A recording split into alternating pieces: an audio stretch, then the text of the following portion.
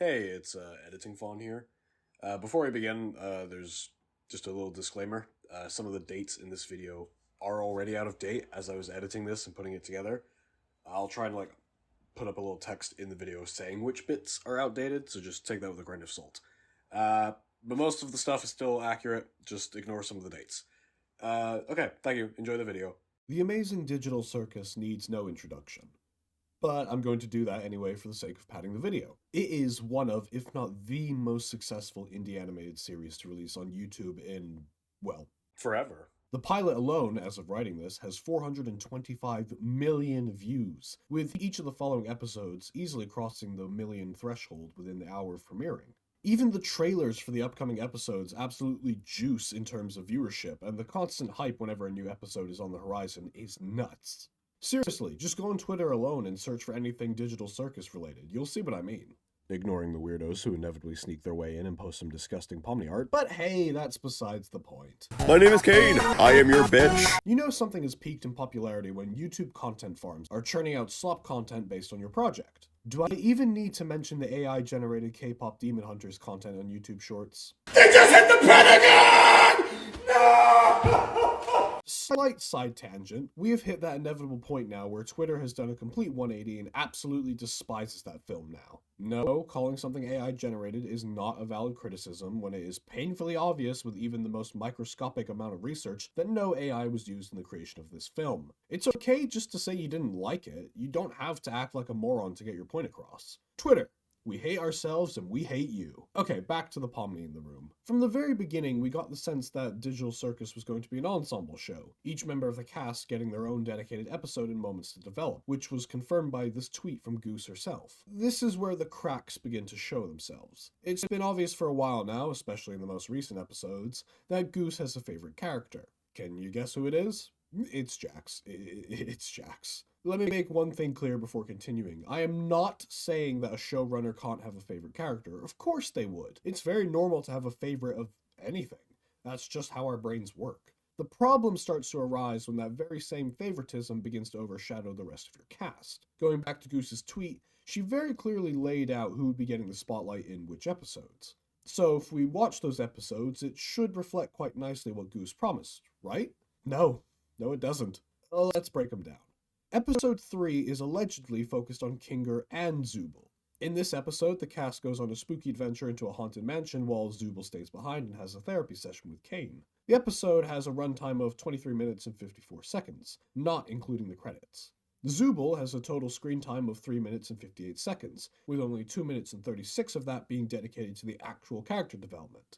And how much screen time does Kinger have in that same episode? 13 minutes and 8 seconds, like come on. This is the most developed Zooble gets in a scene to themselves across any of the episodes. There are other bits of Zooble's lore scattered throughout the other episodes, but they're few and far between. Speaking of which, how much screen time does each member of the cast get? I'd like to shout out TheMrMicMin for compiling all the characters' screen times, making my life easier when trying to get accurate numbers. Link to their channel will be in the description below if anyone wants to check out their content or cross-check my numbers. Kane has a total screen time of 34 minutes and 9 seconds. Bubble has 8 minutes and 36, Kinger has 51 and 32, Gangle has 49:30, Zooble has 43:14, Ragatha has 55:38, Jax has 1 hour, 7 minutes and 34 seconds, and Pomni has 1 hour, 34 minutes and 50 seconds. Oh, and in case anyone was curious, Gummigoo has 10 minutes and 31 seconds.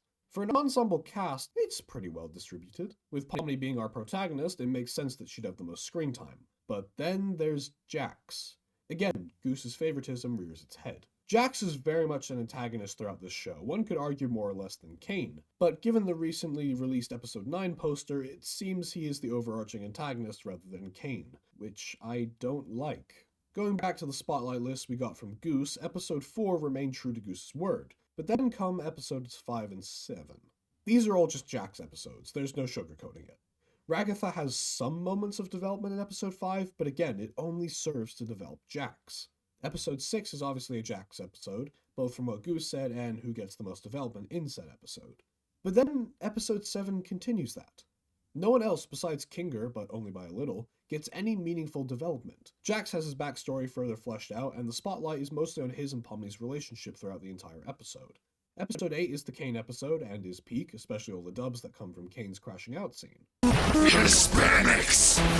They only care about crossing the border. They're spoiled! Goose, we're at the series finale and we barely know anything about the cast other than Jax. Ironically, Jax, our main antagonist, despite what Goose says, has had the most development. She has claimed that Jax is a protagonist, but he's just not. Everything he does is just antagonistic. He's not a protagonist. Hell, we barely know anything about our protagonist Pomni aside from her age and that she was a YouTuber. And we learned both of those things in episode 5. We learned nothing before and nothing after. That's just bad writing. There's no easy way to say it. That's just bad writing. Which is funny considering Goose herself admitted she threw the show's plot together in 2 to 3 weeks before pitching the pilot to Glitch. And you can certainly feel it. Look, I get it, I'm being Mr. Cynical here, but that's because despite everything I've just said, I love this series. Sure, it's I have no mouth and I must scream references are a little too on the nose at times, especially the one just blatantly spelled out for us in episode 8. Don't need to scream if you ain't got a mouth! But the concept of this show and the pilot as a whole fascinates me. The idea that Kane being gone could potentially mean the cast don't get to leave the circus and might have to come to accept the mundane is genius. And I have to give Goose full marks for that, especially if that's what ends up happening. I'm curious how this video will age when the finale comes out. Okay, I'm going to address the elephant in the room. The 2-week early screening of the series finale in cinemas is dumb. Hey, I see you typing down there. If your account is based in America, then kindly delete your comment and hush. You're privileged to see it, so you don't get to have a say in this because a lot of you have shown that you don't understand how this works. Nor do you have any sympathy for the rest of us fans internationally. So, Glitch the other day announced the finale would be screening in select cinemas across America and Japan, and recently some in Mexico, 2 weeks before the YouTube and Netflix premiere. Ironically, this decision united such a diverse fandom into one voice, all in unison calling this decision just plain bad. Because it is. Glitch has been rubbing me the wrong way with how they're presenting this opportunity. No one made them screen the finale in cinemas. This was solely a them choice. And let me be clear, I am not blaming Goose or the Digital Circus crew for this decision, because it wasn't theirs to make. This was purely the higher-ups at Glitch, so any and all criticism should be directed at them, not the cast, nor Goose, nor anyone else working on Digital Circus. The backlash was so severe that Kevin, our beloved blue hat Mario fella, had to come out and make a statement. The problem with it is how self-congratulatory and just obnoxious that statement came off as. Guys, I don't know if you're aware, but you are not the first ones to have indie animated projects in cinemas. Like, at all. If anything, you're late to the party. Ironically, Hazbin Hotel has made further strides than you guys with their deal with Amazon. Please don't make me have to praise that show of all things. Also, Glitch really isn't indie if you think about it.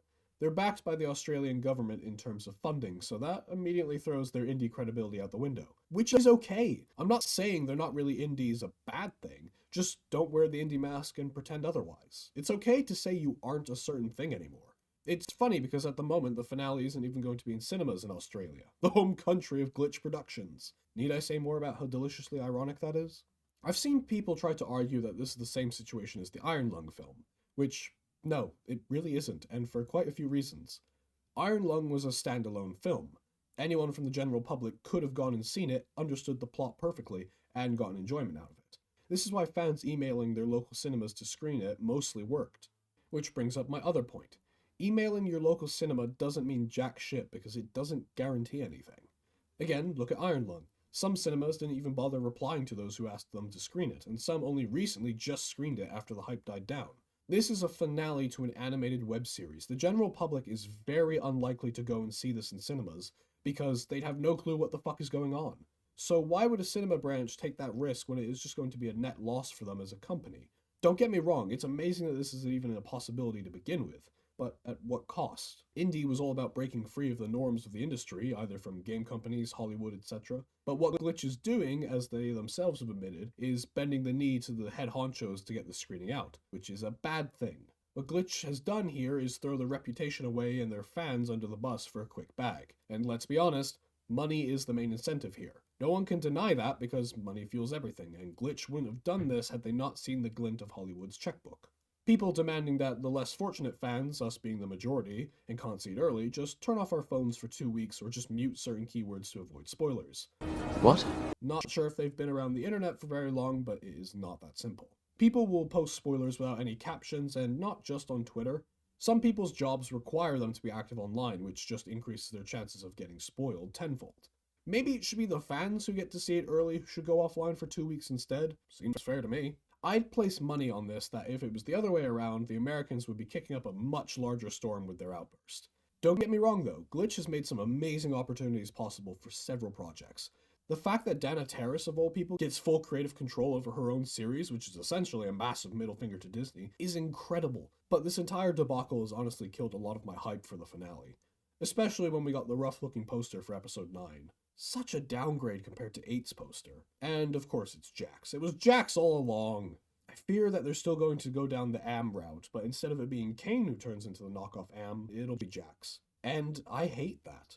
Goose loves having Jax in the spotlight. I mean, just look at how much merch he has compared to the rest of the cast. Even that overused maid dress bit was entirely about Jax, which is no coincidence given Goose's, taste. I hope Glitch can stick the landing with this one, but I can't shake the feeling that they'll repeat the blunders of those who came before and botch the show's reputation with a poor finale. Don't pull a Game of Thrones or Star Versus, please, Goose, I'm begging. Don't cock it up. Anywho, thank you all for bearing with me on this little tangent. Maybe this video will age like milk when the finale drops on YouTube, and I'll have had the whole thing spoiled for me already. Or it'll age like wine, and this show will be added onto the ever-growing pile of shows and their terrible finales. Who knows? I guess we'll just have to wait and see. Until next time, I've been Fawn Umbrella 612, and I hope you have an amazing day.